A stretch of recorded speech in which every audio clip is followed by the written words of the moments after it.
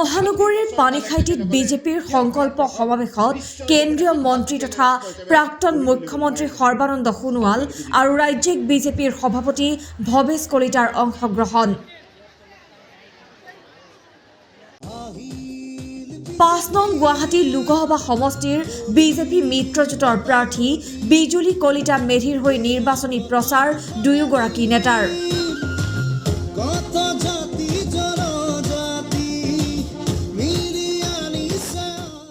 অহা ৭ তাৰিখে সকলো ৰাজ্যকে পদুম ফুলৰ ছবিত বিজুলী কলিতা মেধিৰ সপক্ষে ভোট দিবলৈ আহ্বান জনায় মন্ত্ৰী দুগৰাকীয়ে।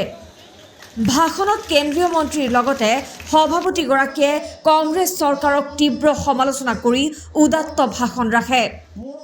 সভাত ডিমৰীয়া সমষ্টিৰ তত্ত্বাৱধায়ক বিহপুৰ সমষ্টিৰ বিধায়ক অমিয় ভূঞাও উপস্থিত থাকে।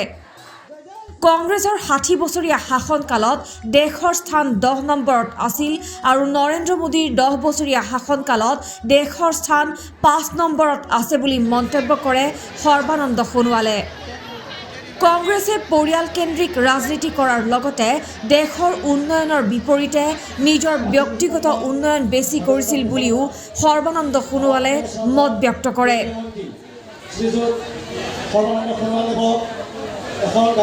সমষ্টিৰ আমাৰ প্ৰাৰ্থী ৭ তাৰিখে যি নিৰ্বাচন হ'বলৈ গৈ আছে দ্বিতীয় পৰ্যায়ত গুৱাহাটী লোকসভাৰ প্ৰাৰ্থী বিজুলী কলিতা মেধিৰ সপক্ষে পানীখাইটি পঞ্চায়তত এখন বিশাল জনসভা আয়োজন কৰিছিল।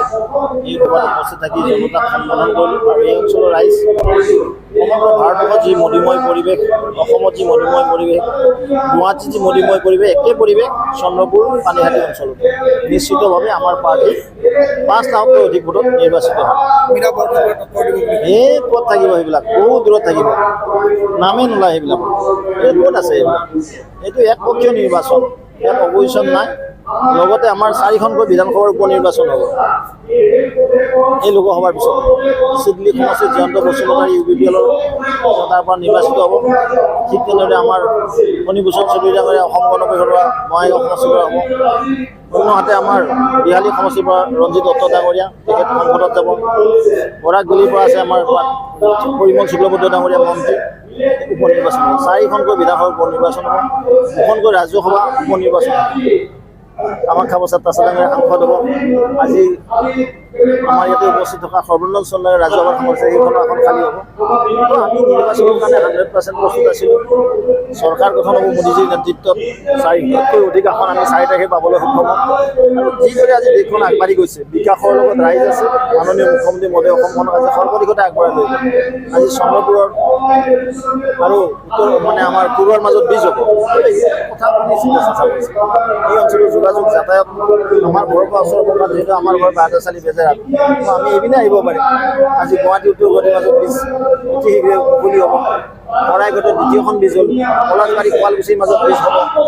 আজি বৰী ভিলবাৰীৰ মাজত 19 কিলোমিটাৰ দৈৰ্ঘ্যৰ মোদীজীৰ নেতৃত্বত বীজ হৈ আছে। চাংচাৰীত আমি এইমছ পালোঁ। সৰ্বদিশতে আজি দেশ আগবাঢ়ি গৈছে, ৰাজ্য আগবাঢ়ি গৈছে। তেনেস্থলতে নিৰ্বাচন হ'বলৈ গৈছে।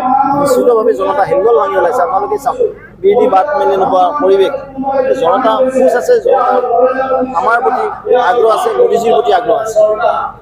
নিজে দেখিছে মানুহ ইমান শৃংখলাবদ্ধ হৈ পেলাই নিৰ্বাচনী প্ৰচাৰ সভাত ইমান পৰিপাটিকে আজি গোটেই সভাখন সফল কৰাৰ ক্ষেত্ৰত জনসাধাৰণে যিখিনি উদ্যোগ লৈছে, ইয়াৰ পৰা স্পষ্ট হৈছে যে তেখেতসকলে ইতিমধ্যে সিদ্ধান্ত লৈছে বিজুলী কলিতা মেধিৰ প্ৰতি তেখেতসকলৰ আন্তৰিকতা প্ৰকাশ কৰিবৰ বাবে পদুমৰ ছবিত ভোট দিয়ে। বিৰোধী যিগৰাকী প্ৰাৰ্থী আছিলে এসময়ত আপোনালোকৰ খুব ভাল চিনাকি আছিল।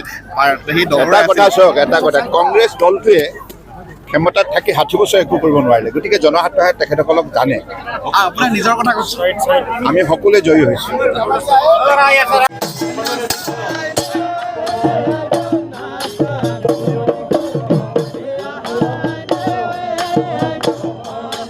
গুৱাহাটীৰ পৰা জিতুমণি ডেকাৰ ৰিপৰ্ট, B24 অসমনী।